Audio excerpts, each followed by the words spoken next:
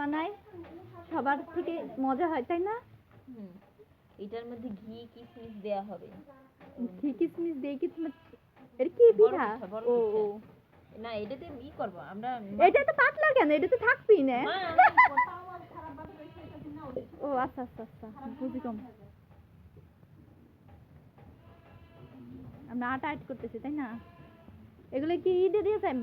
হচ্ছে মাটি দিয়ে দেওয়া যায়? মাটি দিয়ে দেওয়া যায় কিন্তু এটা পাতলা এটা তো লাগবেই না, এটা পিছলে লেখা পড়বে। এই কো মাটি দিয়ে দেয় মানুষ। আমরা বড় লোক তো, বড় লোক মানে ওই চালুই তো বড় লোক রাখানোর সময় মাটিতে করে না। আমাদের বড় লোক বাড়ি তো এইজন্য আমরা আটা দিয়ে করি। খারে আর মারিয়াম কোথায়? ঘরে?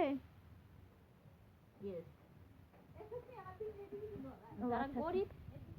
এখন আমরা কি এটা কি পিঠা? খাবি না পিঠা? এই যে পিঠা খসটি দিয়ে উঠে বটি কেন? যাই হোক এই জায়গা সবকিছু খাইছে। আমু ঘুমাস গেল।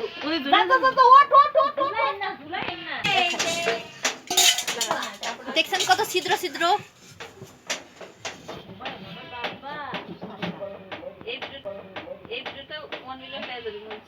তাই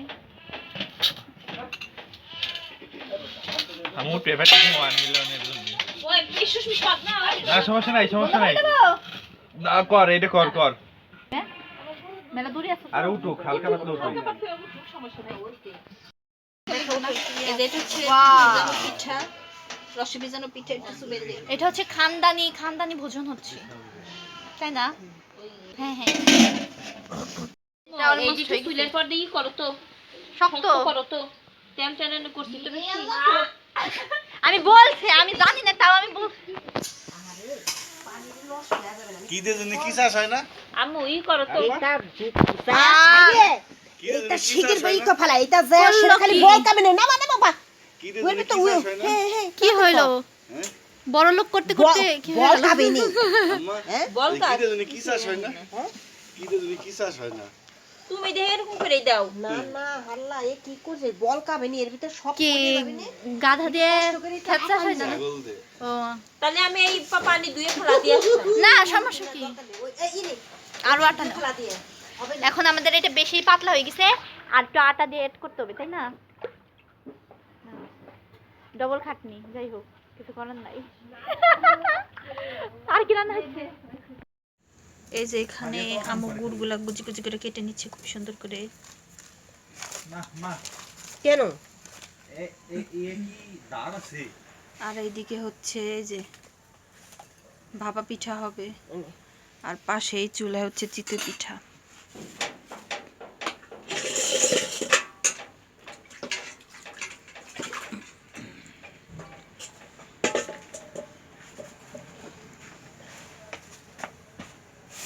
অবশেষে আমার আম্মু পিঠা বানানো শুরু করে দিয়েছে। আর আমার আম্মু ছোটো বোনকে বলেছিল যে পাতিলের 4 সাইড দিয়ে আটা দিয়ে আটকে দেওয়ার জন্য, যেন পানির ভাপটা না বের হয়। ও কোনোদিন করেনি, এজন্য ও সেই আটাটা খুব পাতলা করে গুলে ফেলেছিল। এটা নিয়ে আমরা সবাই খুব মজা করছিলাম। তো আমার আম্মু আজকে শুধু এই ভাপা পিঠাই বানাচ্ছে না, এর সাথে আম্মু চিতই পিঠা, তারপরে দুধ চিতই পিঠা আর ভাপা পিঠাও বানাচ্ছে। তার সাথে মুরগির গোশ আর গরুর গোশও রান্না করেছে। আর আজকের পিঠাটি আমরা শুধু গুড় দিয়েই তৈরি করছি, কারণ আমার ছোট ভাই আর আমার আব্বু নারকেল বা ঘির সাথে পিঠা খেতে পছন্দ করে না। এজন্য আমরা নারকেল দিয়ে বানিয়ে খাই, কিন্তু আজকে ওদের পছন্দ মতন পিঠাগুলো তৈরি করা হচ্ছে। এই তো আমাদের পিঠাগুলো হয়ে গেছে দেখুন, একদম ধোয়া ওঠা কত সুন্দর ভাপা পিঠা। এই পিঠাগুলা বেশি আমরা রাত্রে বানিয়ে খাই, কিন্তু আজকে আম্মু এই দুপুর টাইমে বানাচ্ছে। দেখুন কত সুন্দর হয়েছে পিঠাগুলা। আর অনেকে আছে যারা বেশি করে চাউলের গুঁড়া দিয়ে অনেক মোটা মোটা করে বানিয়ে খায়, কিন্তু আমার আম্মু এভাবে পাতলা করে বানিয়ে খায়, এগুলা খেতে অনেক বেশি মজার হয়। এই যে দেখুন কত সুন্দর হয়ে গেছে পিঠাগুলি। আর পিঠাগুলো দুপুরে বানানোর কারণ হচ্ছে আমরা কখনো কোনো পিঠা বানিয়ে একা একা খাই না। পাশে আমার চাচিরা আছে, ফুপিরা আছে, তাদেরকে দিয়েও, আর গ্রামের অনেক লোকজন আছে তাদেরকে দিয়ে আমরা এই পিঠাগুলো খাই। এজন্য চিতই পিঠা দিবে, আবার পরে এই পিঠা দিবে। সেজন্য আম্মু বলল যে একসাথে 2 পিঠাই বানিয়ে নিলে কেমন হয়, 2 পিঠা দিয়ে একবারে সবাইকে দিয়ে আসবি। আম্মুর প্রথম সাজের পিঠা উঠানো হয়ে গেছে, এরপর আম্মু দ্বিতীয় সাজের পিঠাগুলা দিয়ে দিচ্ছে। আমিও একবার ট্রাই করেছিলাম, কিন্তু এগুলা দিয়ে এতটাও সহজ নয়, হাতে ভাপ লাগে। কিন্তু আমার আম্মু খুব সহজেই পিঠাগুলা বানিয়ে নিচ্ছে। এরকম থুয়ে দেবানি, কে রাত্রে বানাবানি। হ গরমটা খাবে না। তো লোকজনের মানে যাদের যাদের আম্মু দেবে তাদের জন্য বানানো হয়ে গেছে। এজন্য আম্মু বলছে যে তোরা দুপুরে পিঠা খাবার পর চিতই পিঠা খাবার পর আর এই পিঠা এত খেতে পারবি কিনা। তো রাত্রের জন্য কিছু চাউলের গুঁড়ি রেখে দিতে চাচ্ছে, যেন রাত্রে আমরা গরম গরম বানিয়ে খেতে পারি।